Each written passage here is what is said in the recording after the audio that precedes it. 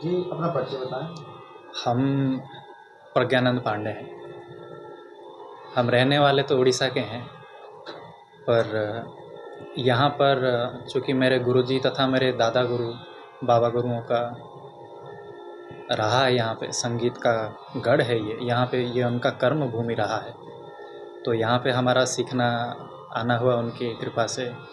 और काशी हिंदू विश्वविद्यालय में हमने मास्टर डिग्री समाप्त करके अभी इंटर्नशिप में रत हैं। घोसी आपका कैसे आना हुआ और घोसी से जुड़ाव क्या है आपका? घोसी एक प्रकार से अगर कहा जाए तो हमारा पर्सनली मेरे लिए तीर्थ स्थल है। एक बात यह है कि ये मेरे गुरुजी श्री डॉक्टर चंदन विश्वकर्मा जी, उनका जन्म स्थान है ये। और यहाँ पर अगर हम ना आए तो शिष्य होने पे धिक्कार है हमें। और यहाँ पे मेरे दादा गुरु जो हैं श्री लाल जी महाराज जी, उनका भी आगमन बहुत रहा है यहाँ पे, कार्यक्रम वगैरह में हो या बहुत उनका लगाव उनका चूँकि रहा है, तो हमारा भी रहना। क्या संगीत दुनिया से आप कब जुड़े और क्या सोच के आप संगीत की दुनिया को देख रहे हैं? संगीत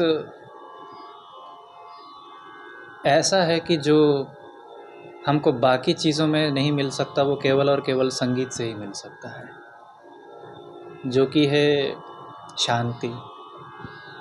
और ऐसा वैसा शांति नहीं, वो पूर्णतः चिदानंद में लीन वाला शांति। वो शांति हमको चूँकि संगीत में दिखा, तो इसमें हम एक धूल के कण के बराबर भी अगर हों तो अपने आप को सौभाग्यवान मानेंगे।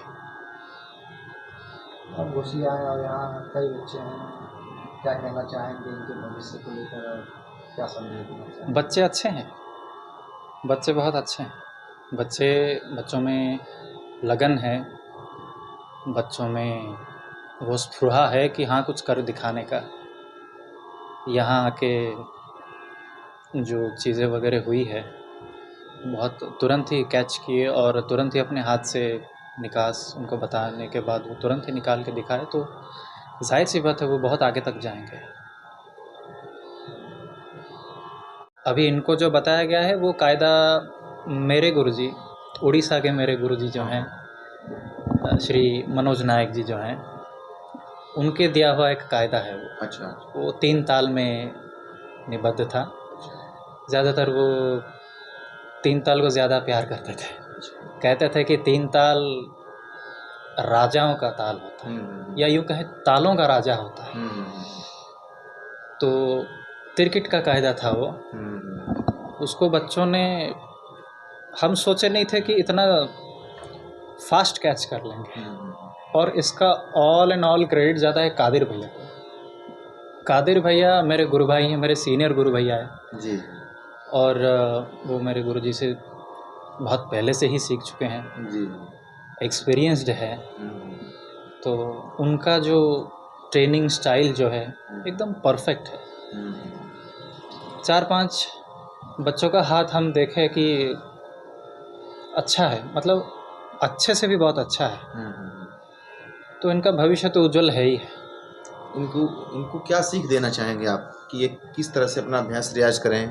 कुछ 2 शब्द उसके लिए भी कि मतलब खूब, हम बस यही कहेंगे कि खूब रियाज़ करें और जिस टेक्निक्स और जो टूल्स वगैरह जो दिया गया है वो बिल्कुल फॉलो करें। और गुरु सबसे बहुत बड़ी चीज़ होते हैं।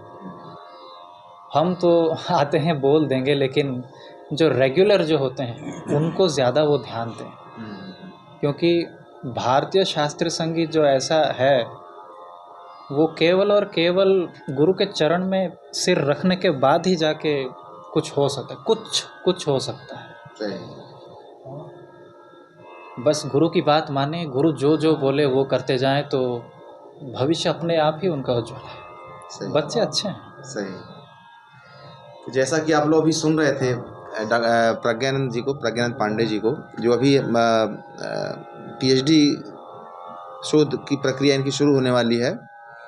और अभी हमारे इस जैसा कि मैं तो आप लोग पहचान रहे, मैं इस विद्यालय का प्रबंधक या इस विद्यालय का सेवक कह लीजिए, राजीव चौबे। बड़ी खुशी हुई कि हमारे छोटे भाई डॉक्टर चंदन विश्वकर्मा कभी यहीं बैठ करके इन बच्चों को, कादिर हों चाहे और भी जितने भी जयशंकर हैं, चाहे और भी जितने बच्चे हैं, सबको शिक्षा दीक्षा देते थे। और उन्हीं के शागिर्द लोग आकर के यहाँ पे शिक्षा दीक्षा दे रहे हैं। तो बड़ी खुशी हुई कि आप लोग आते रहें और इन बच्चों को, चूँकि ग्रामीण एरिया है, यहाँ पे प्रतिभाओं की कमी नहीं है, प्रतिभावान बच्चे हैं, बस उनको एक रास्ता दिखाना है, एक कि किधर चलना है उनको। तो आप जैसे व्यक्तित्व के धनी अगर लोग आते रहें और बच्चों को एक रास्ता बताते जाएं तो निश्चित रूप से ये बच्चे भी अपना एक मुकाम हासिल करेंगे।